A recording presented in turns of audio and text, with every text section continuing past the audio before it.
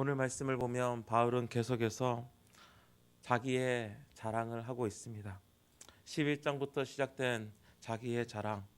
이 자랑은 본인이 어리석다, 내가 이것을 말하는 것이 어리석다라고 이야기를 하지만 고린도 교회 사람들이 자기의 사도권에 대한 공격을, 그리고 적대자들이 자기 자랑을 하면서 바울은 그러하지 아니하다라는 그러한 모습을 이제 11장과 12장 말씀에서는 아니다, 나도 이러한 일이 있다, 나도 이것을 자랑하겠다, 너희들이 이러한 자랑들을 따라가게 된다면 나도 이러한 것을 자랑함으로써 너희들이 이제 올바르게 서기를 원한다라고 계속 그는 그의 자랑을 하고 있습니다.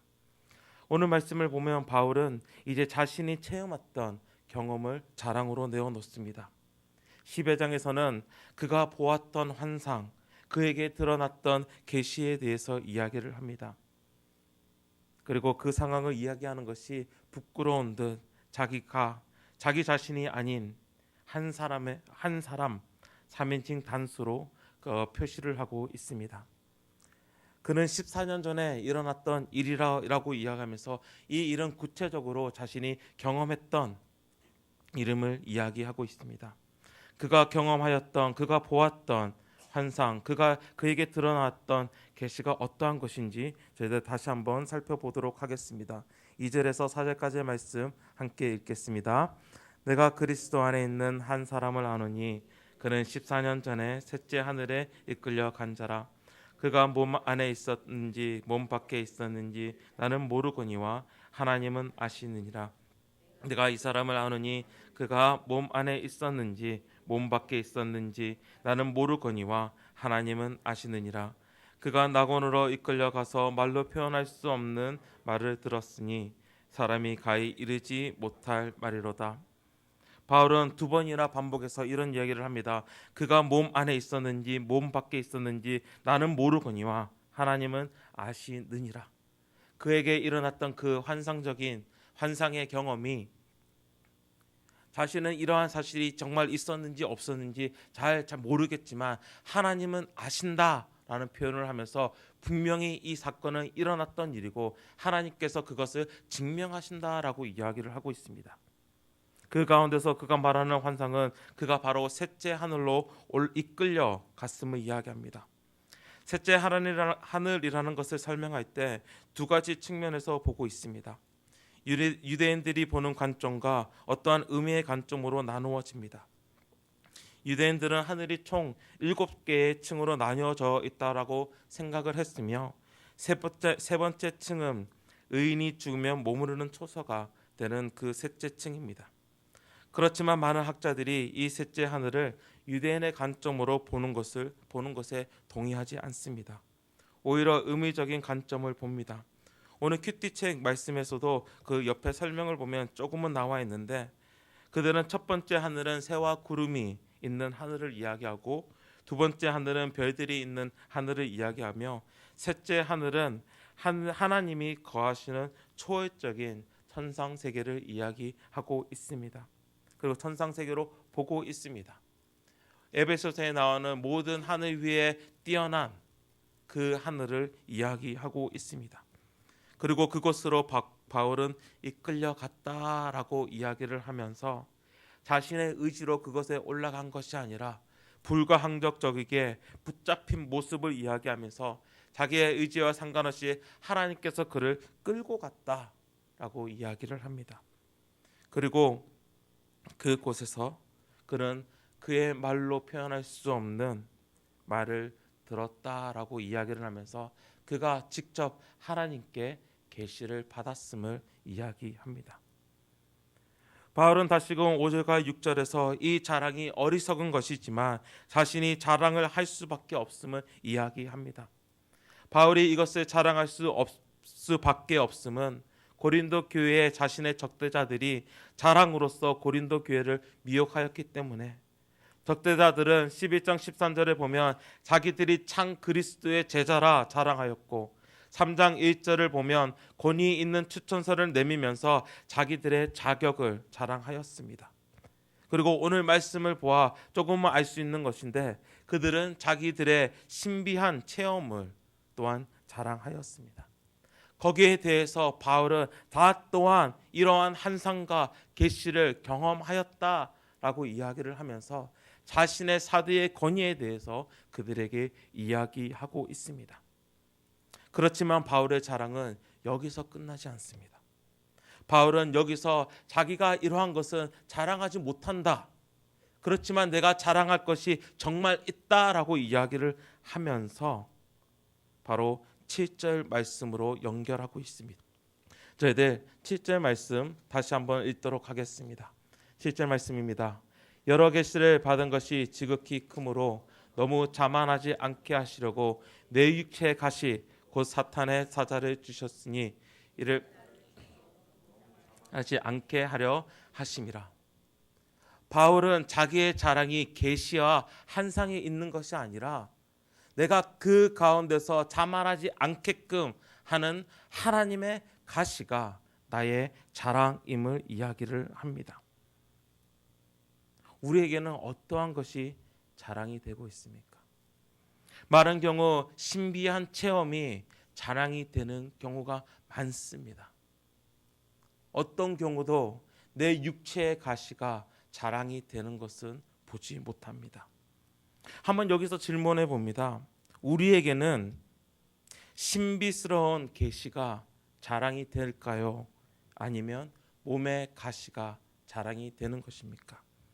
다른 말로 하면 여러 가지 신비스러운 그러한 은사들이 하나님께서 우리에게 주신 은혜일까요? 아니면 몸의 가시, 육체의 가시가 하나님의 은혜일까요? 꼭 이럴 때 이 질문을 하게 되면 계시를 주신 것이 은혜라고 생각하지만 몸의 가시가 오히려 하나님의 은혜입니다라고 얘기를 해야 될 것 같잖아요. 그렇지 않나요? 그렇지만 생각해 보면 둘 다 은혜입니다. 그렇지 않습니까? 우리는 신비스러운 계시를 어떻게 보면 하나님께서 주시는 그 은사를 받은 것이 하나님의 선물, 하나님의 은혜입니다. 왜냐하면 그 계시의 사건을 통하여서 하나님께서 우리에게 주시는 그런 신비스러운 체험을 통해서 예수 그리스도를 만나게 되고 알아가기 때문입니다. 하지만 이것 때문에 내 자신이 자만하게 된다면 계시의 주체이신 예수님이 자랑이 되는 것이 아니라 계시를 받은 내 자신이 자랑이 된다면 그것은 은혜보다 나를 더 떨어뜨리는 타락의 도구가 되는 것입니다. 그리고 결국은 내게 가시가 될지라도, 나의 약함이 될지라도, 나의 육체에는 가시로서 정말 사탄의 사자 같은 그런 어려움이 내게 있더라도 그 상황을 통하여서 예수 그리스도를 만나게 된다면 그것이 우리에게 은혜가 됩니다.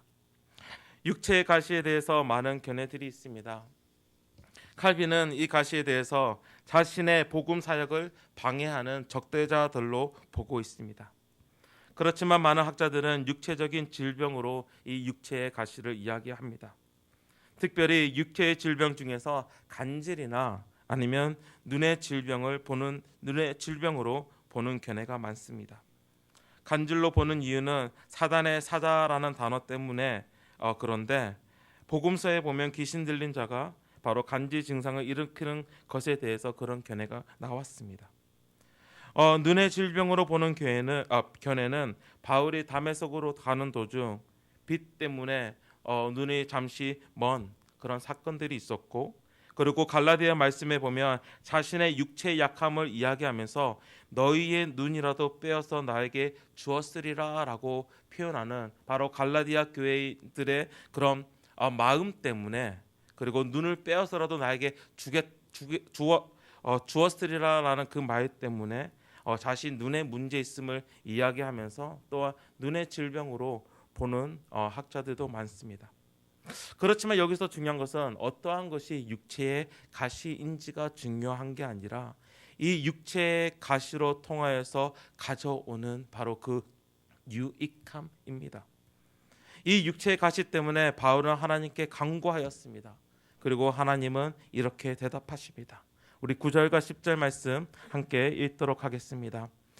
나에게 이르시기를 내 은혜가 내게 족하도다. 이는 내 능력이 약한 데서 온전하여 하신지라. 그러므로 도리어 크게 기뻐함으로 나의 여러 악한 것들에 대하여 자랑하리니 이는 그리스도의 능력이 내게 머물게 하려 함이라. 그러므로 내가 그리스도를 위하여 약한 것들과 능력과 궁핍과 박해와 공고를 기뻐하노니 이는 내가 약한 그때의 강함이라. 결국은 이 육체의 가시 때문에 바울이 얻은 것은 자기의 약함을 인정하고 그리고 그 약함을 인정하는 가운데서 그 나를 온전하게 하시는 예수 그리스도의 능력을 경험하였다는 것입니다. 약함이라는 것은 부족함을 이야기합니다. 그렇지만 그 부족한 가운데 있지만은 그것을 가득 채우는 바로 예수 그리스도의 능력을 그는 맛보았다. 나는 경험하였다라고 이야기를 합니다. 그의 약한 가운데 세상의 어떠한 자랑으로 그를 채우는 것이 아니라 신비한 능력이 그 약함을 채우는 것이 아니라 적대자들이 자랑하고 있는 그 어떠한 세상의 가치관이 세상의 강함이 그 약함을 채운 것이 아니라 오직 그리스도의 능력이 약함을 채우는 온전하게 하는 그 경험을 그는 경험하였습니다. 바울이 약한 가운데서 경험하였던 것은 능력이었습니다. 능력이라는 것은 무엇입니까? 놀림을 이야기합니다. 내 자신이 부끄러워지는 그 상황을 이야기하고 있습니다. 궁핍이라는 것은 어려움을 이야기하고 환경에 부족한 상태를 이야기합니다. 박해는 육체적인 고통을 이야기하고 있으며 공고는 꾹 눌려져 있는 상태를 이야기합니다. 약해지면 그러한 것을 다 경험할 수밖에 없습니다. 그렇지만 바울은 이러한 상황을 기뻐한다라고 그는 고백합니다. 그는 이러한 상황을 맞은 내 자신은 정말 내 마음에는 기뻐함이 있다라고 이야기를 합니다. 왜냐하면 그 가운데서 예수 그리스도의 능력이 내 안에 머물기 때문입니다. 이것을 저는 이렇게 봅니다. 그 가운데서 내가 정말로 붙잡을 수 있는, 내가 그 가운데서 내가 정말로 의지할 수 있는 분은 바로 예수 그리스도밖에 없다라고 고백하는 것입니다. 내가 궁핍감 가운데서, 내가 놀림을 당하는 그런 능력의 가운데서, 나의 박해의 가운데서, 나의 결핍한 그 가운데서 꾹 눌려져 있는 그런 상황에서 예수 그리스도가 내게 머문다라고 고백하는 것은 그 모든 상황 가운데서 나는 예수 그리스도를 의지할 수밖에 없다라고 고백하는 것과 같기 때문입니다. 이것이 우리의 자랑이 되어야 합니다. 그렇기에 약함은 육체의 가시는 우리의 자랑이 될 수밖에 없습니다. 신비한 체험이 우리의 자랑이 될 수 있습니다. 그렇지만 무엇보다도 우리의 자랑이 되어야 하는 것은 우리의 삶이 약할지라도 놀림을 당하고 어려움 가운데 있으며 육체적인 고통에 있고 꾹 눌린 상태에 있을지라도 그 안에 있는 예수님을 자랑하여야 하고 내가 예수 그리스도와 함께 살고 있음을 자랑하여야 하고 결국은 그 상황에서 구원하시는 예수님을 자랑하여야 합니다. 바울은 11절과 13절에서 이제 그의 자랑을 마무리하고 있습니다. 우리 11절과 13절 말씀 함께 읽도록 하겠습니다. 내가 어리석은 자가 되었으나 너희가 억지로 시킨 것이니 나는 너에게 칭찬을 받아야 마땅하도다. 내가 아무것도 아니나 지극히 크다는 사도들보다 조금도 부족하지 아니하니라. 사도의 표가 된 것은 내가 너희 가운데서 모든 참음과 표적과 기사와 능력을 행한 것이라. 내 자신이 너희에게 폐를 끼치며 아니한 일밖에 다른 교회보다 부족하게 한 것이 무엇이 있느냐. 너희는 나의 이 공평하지 못한 것을 용서하라. 바울은 11절에서 다시금 자신이 어리석은 자랑을 할 수밖에 없었던 상황을 설명합니다. 그리고 바울 자신은 너희들에게 고린도 교인들에게 칭찬을 받아야 마땅하다라고 이야기를 합니다. 어떻게 보면 자신의 섭섭함을 나타낸 것 같습니다. 고린도 교회가 적대자들이 바울을 욕할 때 그것을 받아들이고 적대자들을 따라간 것에 대한 섭섭함인 것 같습니다.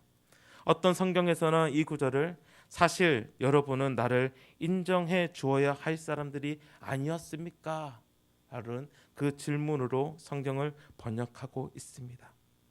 바울이 고린도 교인들로부터 인정받기 위해서 어리석음을 무릅쓰면서까지 스스로 자랑하기 전에 고린도 교인들이 먼저 바울을 인정했어야 했다라고 바울은 이야기하고 있습니다.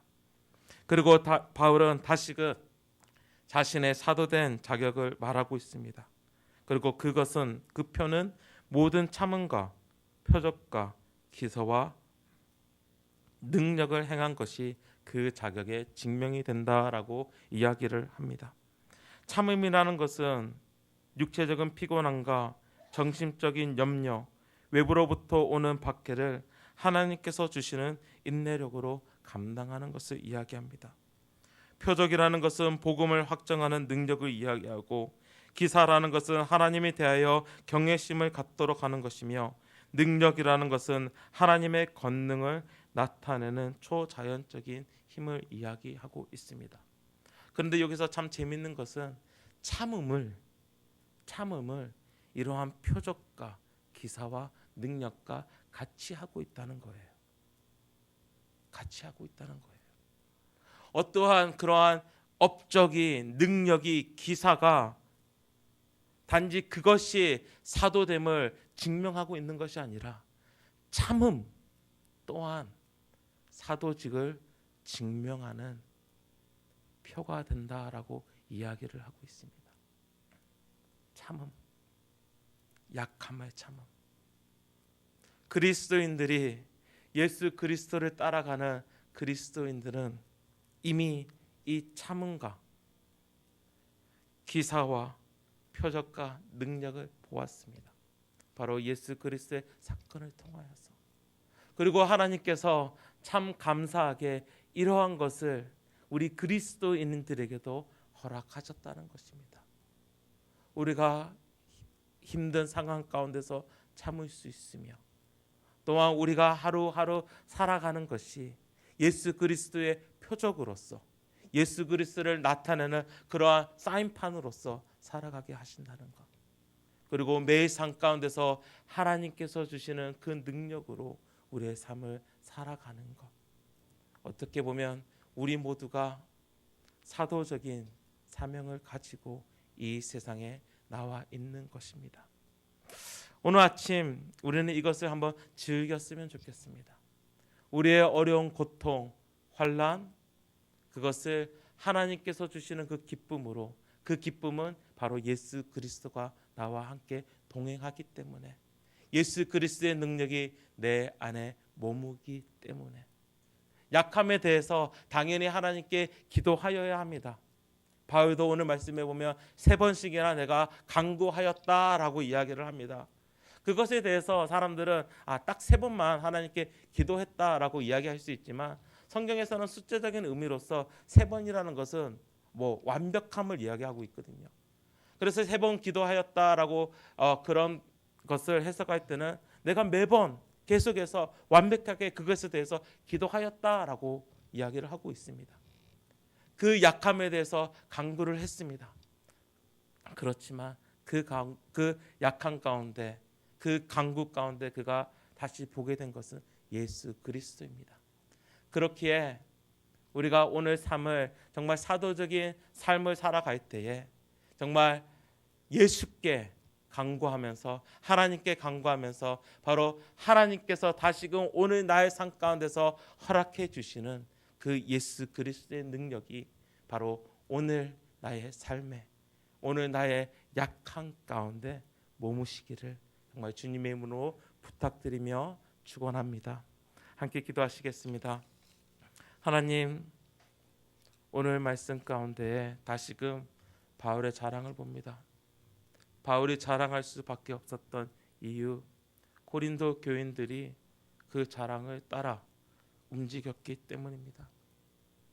그렇지만 바울은 자신의 그런 신비스러운 경험을 자랑하지만 무엇보다도 그 안에서 이루고 계시는 바로 그의 예수 그리스도를 자랑하고 있음을 우리는 봅니다. 하나님 아버지, 오늘 이것이 우리의 자랑이 되기를 원합니다. 나의 약한 가운데서 나를 다스리고 계시는, 나의 연약한 가운데서 나를 다시 세우고 계시는 예수 그리스도의 능력이 오늘 나의 자랑이 되기를 원합니다.